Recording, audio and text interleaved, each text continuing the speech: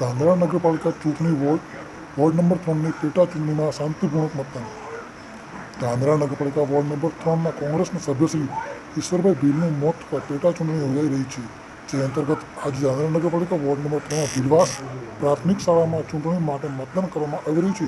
ચૂંટણી અધિકારીઓ અને પોલીસ દ્વારા કોઈ પણ અનિચ્છનીય બનાવ ન બને તે માટે ભારે પોલીસ બંદોબસ્ત ગોઠવવામાં આવ્યો છે અને લોકો પણ ઉત્સાહપૂર્વક સોશિયલ ડિસ્ટન્સ અને માસ્ક સાથે મતદાન કરી રહ્યા છે. અત્યારે તો બંને રાજકીય પક્ષ ઉમેદવારોને કાર્યકરો અને આગેવાનો મતદાનને રીઝવવા મહેનત કરી રહ્યા તેમજ બંને ઉમેદવાર એડી ચોટીનો જોર લગાવી રહ્યા છે. પરંતુ ત્રીજી તારીખે મતગણતરી થયા પછી જ પરિણામ જાહેર થશે ત્યારે ખબર પડે કે કોની જીત થશે. અહેવાલ પંડ્યા, બનાસકાંઠા.